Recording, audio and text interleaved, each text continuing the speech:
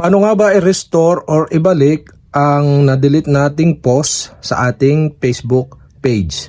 So okay guys, sa video na to tuturo ko step by step. So okay, ang gawin nyo lang, punta lang kayo sa inyong Facebook application at punta kayo sa inyong Facebook page na minamanage. So sample natin itong Richard Kabili Vlog natin na page. So okay, para mapunta kayo or ma-recover natin yung dinelete natin na post at gusto natin ibalik. So punta lang kayo dito sa profile nyo na nandito sa may kanang babang bahagi. Tap nyo lang at mapupunta kayo dito. At dito naman makikita nyo yung gear icon sa taas. Okay, tap nyo lang yung gear icon sa taas. At once na nandito na kayo, so scroll down nyo lang at punta kayo sa your information. So dito sa my your information makikita nyo yung activity log. So tap nyo lang yung activity log at dito sa activity log, so makikita nyo dito sa may taas yung pamimiliang menu.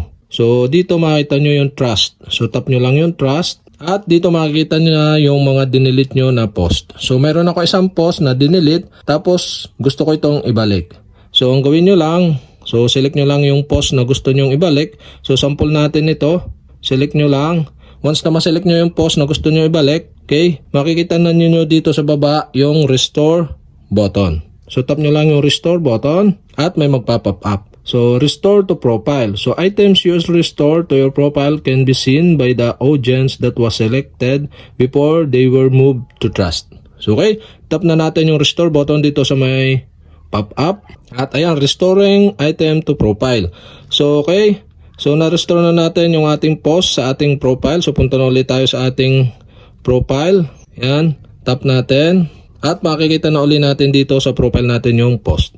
So ito na yung post na dinelete natin sa ating profile at naibalik ko na yung pinakang dinelete nating recently na post. So okay, so ganun lang kadali mag-restore or ibalik ang post sa ating Facebook page. So okay guys, sana nakatulong itong video na to. At kapag may mga katanungan kayo, mag-comment lang kayo below. At kapag hindi ko pa kayo subscriber, mag-subscribe lang kayo sa aking YouTube channel. I-click nyo lang ang subscribe button at ang bell para updated kayo sa mga video tutorial like this. Okay, salamat sa panonood.